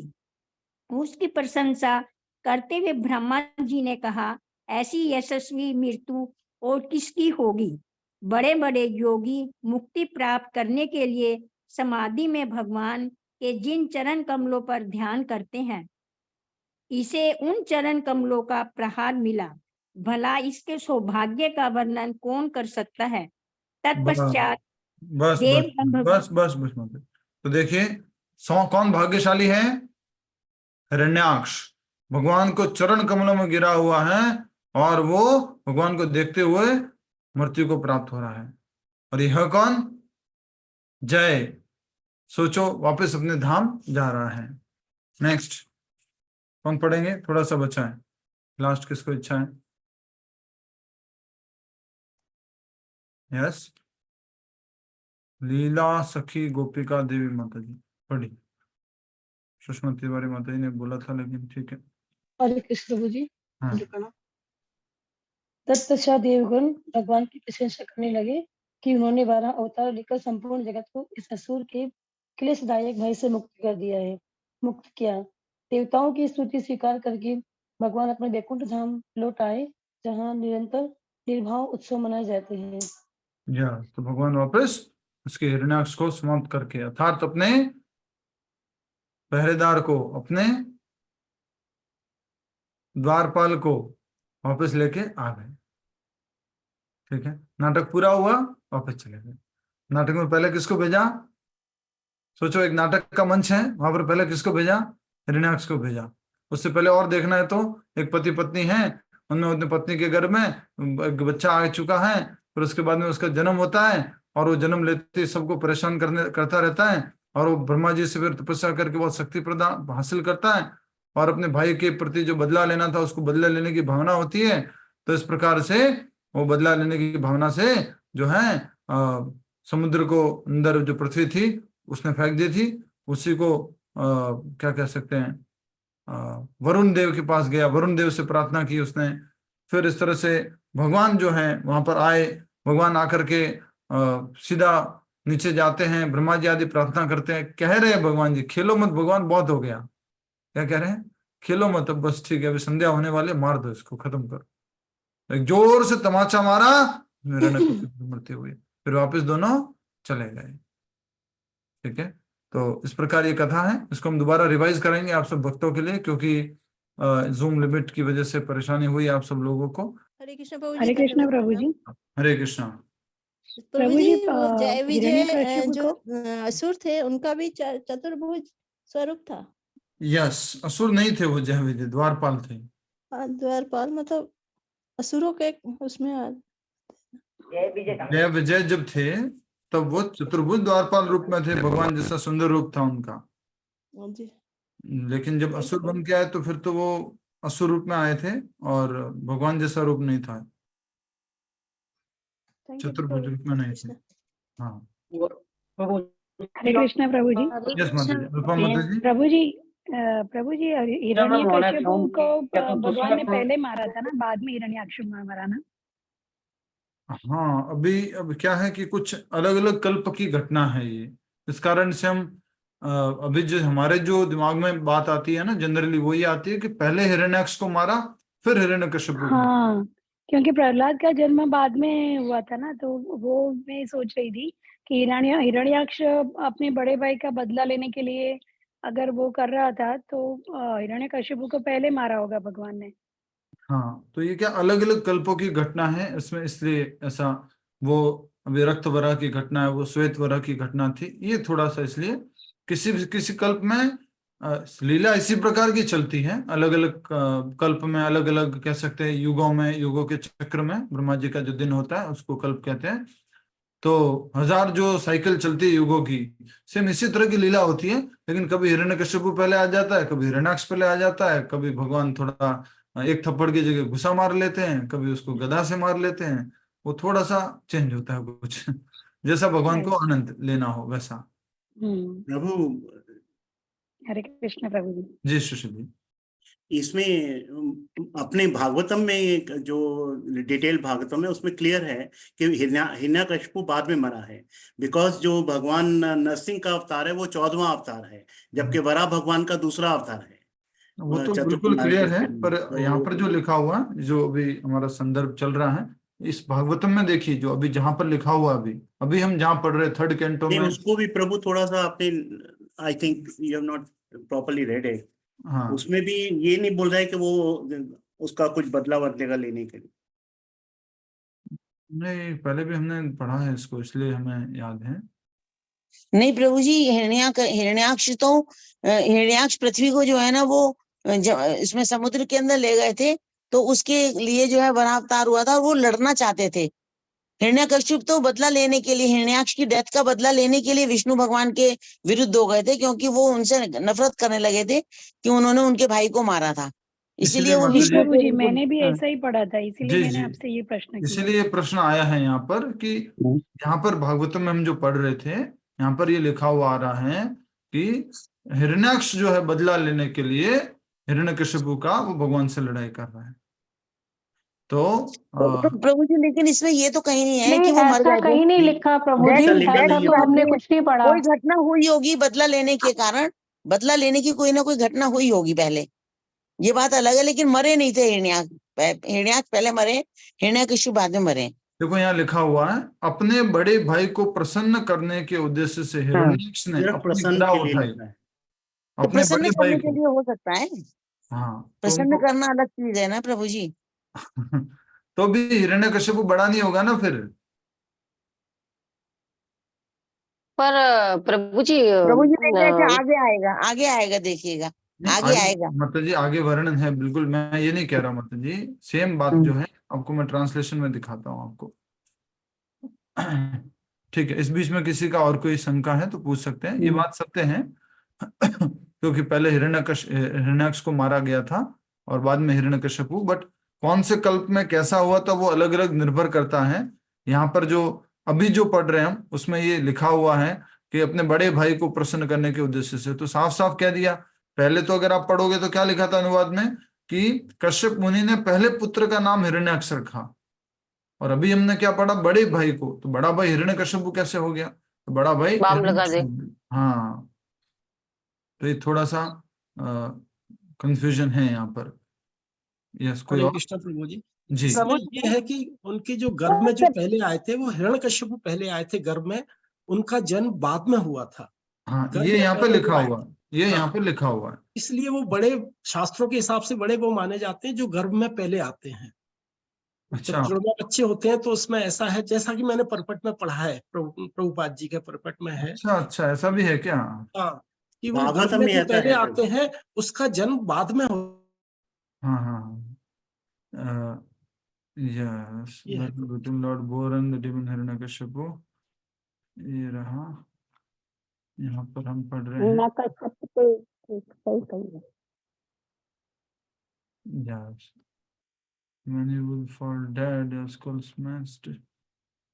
Although the Lord was pained and इस बीच में और किसी को चर्चा करनी है, प्लीज कीजिए, आपका कोई पॉइंट है तो रखिए। हरे हरे कृष्ण प्रभु जी। हाँ, जैसे इसमें बतलाया गया है कि प्रभु भगवान खुद को खुश करने के लिए उन्होंने ये पूरा प्रसंग किया, तो हम जनता को मतलब हम सब जो लोग हैं वो क्या समझें कि ये क्यों हुआ, हमें क्या सीख मिली या हमें उससे क्या सीखना है, या ये सब क्यों हुआ, उतान-पाद, इतना सब लड़ाई, सब इतने सत्यानाशी और ये सब झगड़ा, उससे हम क्या सीखेंगे और हमारे लिए क्या है?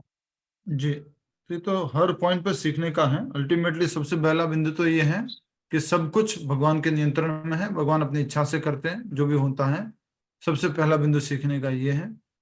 दूसरा बिंदु ये है, जैसे कि अगर आप पर्टिकुलर पास टाइम की बात करते हैं, तो जैसे दीति ने असमय अपने पति की इच्छा, क्या कहते हैं, बात न मानते हुए उन्होंने पुत्र की इच्छा की, तो वो इस तरह से अगर आप कुछ कार्य करते हैं तो उसका परिणाम असुर जो है वो आपके गर्भ में शरण लेते हैं।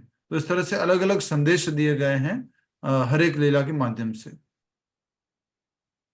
कोई भी लीला लेंगे, भगवान ने जो भी लीला की उस लीला में फिर आगे इनका जन्म हुआ, जन्म लेने के बाद में फिर ये विरोधी बन गए भगवान के, और भगवान के विरोधी होने के बाद भी भगवान से लड़ाई करके मारे गए, तो वो जो जय और विजय थे वापस उनको वापस जाना था। तो इस तरह से ये भगवान ने जो कहा था पहले कि तुम 3 जन्मों तक आओगे फिर वापस मेरे पास आ जाओगे, उस बात को भी सत्य करना था। हर बात में कुछ न कुछ संदेश शिक्षा है। नहीं प्रभु जी, ये तो सब प्रभु ने खुद को खुश करने के लिए किया, तभी तो दीदी के पेट में ऐसा किया और उनको ये मत दी कि तुम यही समय पे गर्भ धारण करो या ये कुछ करो। ठीक बात है, पर ये कब किया, जब ऑलरेडी रंगमंच तैयार हो रहा है। मान लीजिए कि ऐसा हो गया ना, मतलब थोड़ा समझने के लिए एग्जांपल जोक के लिए बोल रहा हूं मैं, थोड़ा समझाने के लिए, कि मान लीजिए कहीं पर ना लोग एक हंसी मजाक चल रहा था, ऑलरेडी मंच बना हुआ था, इस मंच में आप भी पहुंच गए और आप भी वहां जाके बढ़िया से हंसी मजाक कर रहे हो, किसी का मजाक उड़ा रहे थे लोग, आपने भी जाके उसका मजाक उड़ा दिया। तो ऑलरेडी जो है लक्ष्मी जी को प्रवेश करने से जय विजय ने रोका था, वो बात थी। फिर चतुष कुमारों को प्रवेश करने को रोका, वो बात थी। इन सब बातों के परिणाम स्वरूप भगवान फिर सोचते हैं कि ऑलरेडी इतना सब कुछ हो गया है, चलो थोड़ा सा हम जो है एक लीला करते हैं। और लीला के तौर पर इस तरह से उन्होंने यहाँ पर ये तैयार किया कि हिरण्यकशिपु जो है अदिति के गर्भ में जाएंगे, उनको श्राप देंगे चतुष कुमार, और लक्ष्मी जी ने जो बोला था कि तुम जो है अधम योनि में जाओगे, नीचे की योनि में जाओगे, अपने स्थान से गिर जाओगे, वो भी जो है सत्य होना था। साथ में ये सब को बैकग्राउंड बनते बनते भगवान जो है ये कर रहे हैं। अल्टीमेटली भगवान अपने आनंद के लिए कर रहे हैं, जो कुछ भी हो रहा है भगवान के आनंद के लिए कर रहे हैं। जब गए थे तो इनका भी कुछ कर्म होगा प्रभु जी, इनको दोष, इनको ही क्यों चुना? किनको? जय विजय को ही क्यों चुना उन्होंने इसके लिए? तो इनका भी तो कुछ कर्मों का दोष होगा। हाँ, लक्ष्मी जी को रोका था ना अंदर आने से। वैकुंठ में कोई दोष नहीं होता है, बट भगवान के उसका कह सकते हैं दिव्य प्रभाव से उनको मन में ऐसी इच्छा हुई, उन्होंने लक्ष्मी जी को रोका और फिर जो है चतुष कुमारों को रोका। ये सब भगवान की इच्छा से ही हो रहा है, जो कुछ भी हो रहा है जिसमें भगवान डायरेक्टली इन्वॉल्व है उसमें सब भगवान की इच्छा से हो रहा है। हाँ, मतलब भगवान दंड देना तो चाहते थे, लक्ष्मी जी को रोका इसलिए। ये लड़ाई ना बहुत अच्छे से लिखी हुई है इसमें, भागवतम में चल रहा है, मैं पढ़ रहा हूँ। किसी को मिला वो श्लोक जिसमें ऐसा बोला गया कि अपने बड़े भाई को प्रसन्न करने के लिए? श्लोक संख्या कौन सा है? भगवान ने पूरा ब्रह्मांड बनाया, पूरा सब कुछ बनाया, अपने आनंद के लिए बनाया, पर साथ ही साथ ऐसे जीव है जो भगवान से भिन्न रह करके भोग करना चाहते हैं, तो उनको यहाँ पर जगह दे दिया। अब आनंद करने में क्या करते हैं भगवान? खाली अपना आनंद करके चले जाते हैं? नहीं, हम सब लोगों को अपनी लीला से आकर्षित करते हैं, फिर हम भी भगवान के साथ साथ या भगवान के बाद में उनसे आकर्षित होकर के भक्ति करके भगवान के धाम जाते हैं। भगवान यहाँ पर आते ही नहीं कुछ लीला करने के लिए, तो हमारा क्या होता? हम कौन से गुण रूप नाम लीला को याद करते? हम वृंदावन में कौन से स्थान को भ्रमण करने के लिए जाते? हम अयोध्या में सरयू में स्नान क्यों करते? ये सब हमारे कल्याण के लिए होता है। अल्टीमेटली भगवान अपना आनंद कर रहे हैं, उसमें हमारा कल्याण छिपा हुआ है। हमारा कल्याण किसमें है? भगवान के आनंद में। हरे कृष्ण महामंत्र जप करने से क्या होता है? कमला भाटिया माता जी, हरे कृष्ण महामंत्र जप करने से क्या होता है? हाँ, मन की शुद्धि, शांति और गोलोक जाने का। और कोई? हरे कृष्ण महामंत्र जप करने से क्या होता है? उत्तर दो जल्दी से, बोलो, माइक अनम्यूट करके बोलो। जी, हमें कल्याण होता है, भगवान को आनंद मिलता है और हमारा कल्याण होता है। भगवान को आनंद मिलता है। टॉप मोस्ट उत्तर क्या है? महामंत्र जब क्यों करते हैं? नहीं, मुझे आनंद मिलता है, मेरा मन शांत होता है। नहीं भाई, ये पर्पस नहीं है। हम तो दवाई ले रहे हैं, हम तो रोगी हैं, हमें को भी रस आ रहा है कि नहीं आ रहा मालूम नहीं, ठाकुर जी प्रसन्न होते हैं, भगवान जी प्रसन्न होते हैं। For the pleasure of Krishna we are chanting Hare Krishna Krishna Krishna Hare Hare, Hare Ram Ram Ram Hare Hare. तो हमें कुछ नहीं मिलेगा इसमें। 16 माला कर रहे हैं, कुछ भी नहीं। भगवान 15 माला आप रख लो, 1 माला तो मेरे को दे दो। 16 की 16 आपके लिए हैं, क्योंकि क्या कहा गया है? जब भगवान प्रसन्न होंगे हम प्रसन्न होंगे। प्रति मुखश्री ही मुखश्री ही। जब ओरिजिनल जो व्यक्ति है वो जब प्रसन्न होगा, ऑटोमेटिकली जो उसका मिरर इमेज है वो रिफ्लेक्शन जो है वो भी प्रसन्न होगा। अर्थात व्यक्ति जब अपने चेहरे को सुंदर करेगा तो उसका जो रिफ्लेक्शन है मिरर में वो भी सुंदर बनता जाएगा। तो कैसे पक्का होगा कि हमारे 16 माला करने से भगवान प्रसन्न हो रहे हैं? जब आपको लगेगा कि आज माला अच्छी हुई है, आज माला मन से हुई है, आज मन था, आज मन कम भटका था, क्योंकि तुरंत इसका उत्तर मिल रहा है आपको। भगवान प्रसन्न हो गए तो आप भी प्रसन्न हो रहे हो। माला अच्छी नहीं हुई है तो 16 माला हो जाती है, मालूम ही नहीं पड़ता है, बस हो गया। मन किधर था, क्या था, जैसे कैसे करके। और रात के समय तो फिर खींचना होता है जैसे तैसे, बस खींचो, कुछ बचा हुआ है खींचो, खत्म करो। तो जैसा कि प्रभुपाद जी बताते हैं कि ये किसी को पूछने की आवश्यकता नहीं है कि खाना खाने के बाद संतुष्टि होती है कि नहीं होती। खाना खाएगा संतुष्टि होती है, फील होता है। वैसे चैंटिंग करने के बाद भक्ति करेंगे, सेवा करेंगे, ये सेटिस्फेक्शन हम फील कर सकते हैं, और उसी में हम देखेंगे कि भगवान प्रसन्न हो रहे हैं। कोई ऐसे मत ट्राई कर लेना अपने घर पे जो कान्हा जी रखे हुए हैं, आज मेरी 16 माला हुई है, कान्हा जी मुस्कुरा रहे हैं, ऐसा नहीं करना। इस गड़बड़ में नहीं फंसना, ठीक है। तो मुझे एक क्वेश्चन थोड़ा समझना है मुझे। बताइए माता जी। वरादेव का जो जन्म हुआ था वो पानी में से पृथ्वी को निकालने के लिए हुआ था, नथुनों पे और भी बहुत पृथ्वी को सारी लेकर लीला आए होती थे। हैं, एक ही पास टाइम में बहुत कुछ करना होता है भगवान को। सारे देवताओं को, सारे ब्रह्मांड के जितने जीव हैं उनको सत्यापित भी करना होता है कि मेरे भक्त से ही मैं ही युद्ध कर सकता हूँ, मैं ही जीत सकता हूँ, और कोई नहीं जीत सकता। तुम लोग कितने भी बड़े बड़े हो, तुमने खुद ने भले आशीर्वाद दे दिया हो ब्रह्मा जी, पर तुम भी नहीं जीत सकते। तो ये भी सत्यापित करना होता है। फिर वापस भूमि से उनको शादी भी करनी थी, तो भूमि देवी से शादी हुई है भगवान के वराह रूप में, और उनसे एक बच्चा हुआ है। उसका नाम क्या है? भौमासुर या नरकासुर। नरकासुर, भौमासुर। हाँ माते, भौमासुर है प्रभु जी। हाँ माते, माते बिल्कुल सही कह रहे हैं आप। उनका नाम नरकासुर भी था माता जी। धन्यवाद, म्यूट कर दीजिए, धन्यवाद। तो फिर वो जो 16,100 राजकुमारियों को चोरी किया और चोरी करा, और उसके बाद में फिर भगवान कृष्ण को ही मारने के लिए आना सोचिए। है किसका पुत्र? वराहदेव का ही पुत्र है, भगवान वरादेव के का। पुत्र हैं, भूमि देवी का पुत्र है, और वो असुर बन गया, क्योंकि इसका भी कारण है। फिर आगे जाके ये 16,100 राजकुमारियों को चुरा लेता है, फिर उसको मारना, उनको छुड़ाना है, इसको मारना है। फिर भगवान आते हैं दोबारा से कृष्ण रूप में। तो सब एक लीला में ही भगवान के बहुत सारे उद्देश्य होते हैं, और अ, हमारे लिए बस ये लीला इसलिए है कि हम उनका स्मरण कर सके, भगवान को याद कर सकें, और भगवान का गुणगान कर सकें। ये भी याद कर लोगे ना कि भगवान ने हिरण्यकशिपु को एक चांटा मारा तो मर गया था, इतना भी याद रह गया ना हमारे को, हमारा कल्याण हो जाएगा। और कुछ भी याद नहीं रहा, पूरा फिल्मी डायलॉग एकदम सीन चल रहा है। मैं तो सुबह पढ़ रहा था तब मैंने देखा कि ये तो वही है जैसे कि आजकल फिल्म वाले लोग डायलॉग यूज करते हैं। तो आई थिंक इन्होंने सबने इधर से ही कॉपी किया है, सब कुछ इधर से ही कॉपी हुआ है। सब कुछ जो भी नाम ले लेना, जो भी फिल्मी गाने ले लेना, सब कॉपी यहीं से हुआ। पहले था क्या? सब कुछ आध्यात्मिक था, धीरे धीरे धीरे धीरे धीरे धीरे धीरे सांस्कृतिक बना, फिर धीरे धीरे धीरे कुछ अलग अलग ये फिल्मी गानों में कन्वर्ट हुआ। तो सब कुछ का जो फेमस फेमस गाने हो जाते हैं, उनकी ट्यून कहाँ से आती है? उनकी ट्यून भी यहीं से आते हैं। जैसे अभी कुछ बी प्राक ने गाना बनाया ना, सब कुछ मिटा देंगे दुनिया जला देंगे, उसी तरह से कुछ था।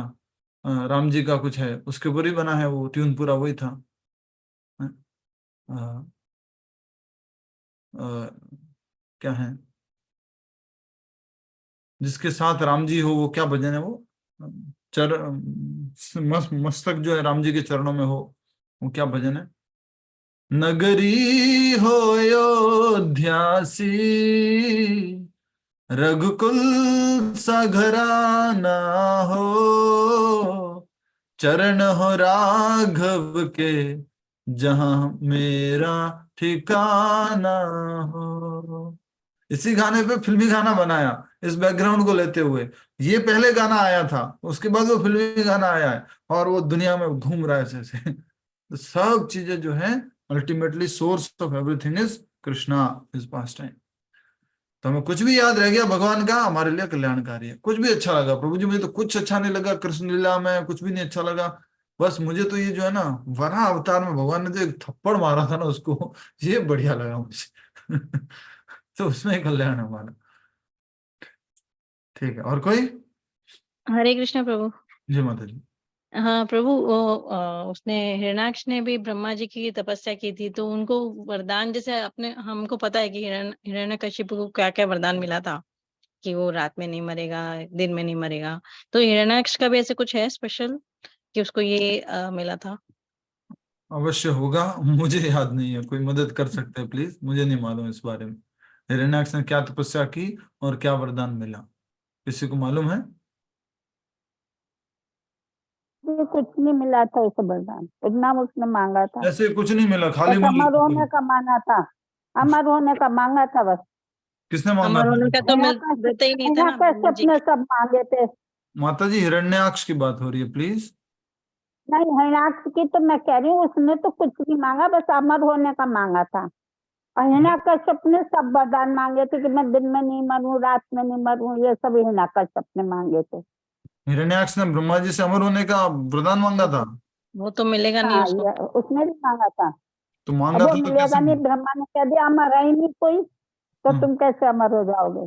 हाँ, बोले मैं ही नहीं अमर हूँ, तो तुम कैसे अमर हो जाओगे? तो हिरण्यकश्यप को बोला था ना माता जी। हिरण्याक्ष को नहीं बोला था। नहीं माता जी, हिरण्यकश्यप ने मांगा था अमरता का वरदान। वो अमरता का वरदान ब्रह्मा जी ने कहा मैं नहीं दे सकता हूँ। जब उन्होंने छोटे छोटे वरदान, वो तो हिरण्यकश्यप का था ना। हिरण्याकश्यप ने। हाँ, हिरण्याक्ष का क्या था? माता जी ने प्रश्न पूछा है, कोई ढूंढ के दे सकते हो उत्तर तो बढ़िया रहेगा। हिरण्याक्ष में कोई वरदान नहीं। हाँ, हिरण्याकश्यप ने तो कोई वरदान ही नहीं मांगा था। बहुत तो ये था कि मुझे हिरण्याकश्यप को बदला लेना है, हिरण्याकश्यप का। ठीक माता जी, मैं बोल दूंगा माता जी को कि ऐसा था।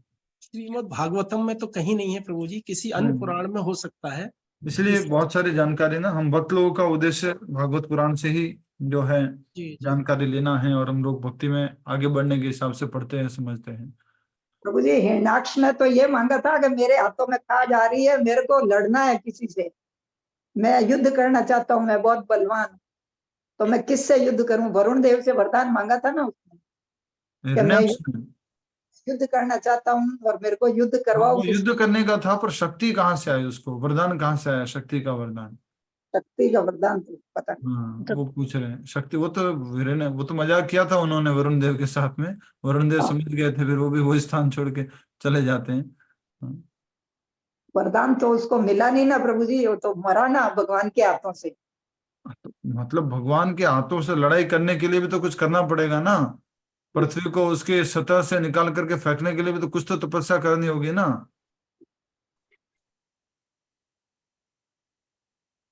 ठीक है, हमें इसके बारे में जानकारी नहीं है, किसी भक्त को मालूम पड़े तो थोड़ा रिसर्च कीजिएगा, बताइएगा।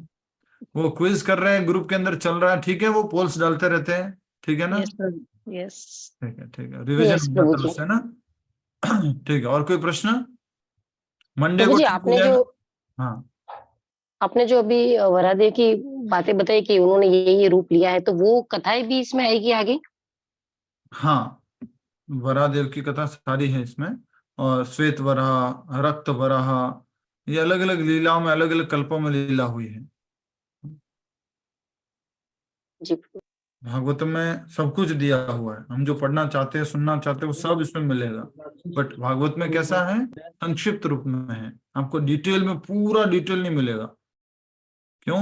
क्योंकि इसमें मुख्य रूप से इन सब लीलाओं को बताते हुए ये गुणगान करना चाहते हैं कि परम भगवान की भक्ति सर्वोत्तम है, वो भक्ति ही हमें करनी है। इसलिए इसमें सब पुराणों में जो भी बात कही गई है वो सारी बातें हैं इसमें। 24 अवतारों की बातें हैं, 10 अवतारों की बातें हैं, पुरुषावतारों की बातें हैं, जो भी भगवान ने दिव्य लीला की, कृष्ण रूप में लीला, राम रूप में, वो सब है। रामायण भी है इसके अंदर, महाभारत भी है इसके अंदर, पर संक्षिप्त रूप में है। तो डिटेल में पढ़ने के लिए प्रभु जी, पर्टिकुलर मान लीजिए महाभारत के रिलेटेड पढ़ना है तो महाभारत पढ़नी पड़ेगी, रामायण से रिलेटेड है तो रामायण पढ़नी पड़ेगी, वाल्मीकि रामायण। और इसमें ही डिटेल में जाना, कुछ जो पर्टिकुलर लीला से संबंधित, तो इनकी भी पुराण है, जैसे कुर्म पुराण है, मत्स्य पुराण है, इन पुराणों में भी अलग अलग ग्रंथ है, अलग अलग ग्रंथ है। हमारा उद्देश्य मात्र इतना सा है, इन सब को अच्छे से समझने के बाद यही समझ में आता है आखिरकार कि भाई भगवान स्वयं सामने आ जाते हैं तो भी हम भौतिक चीजें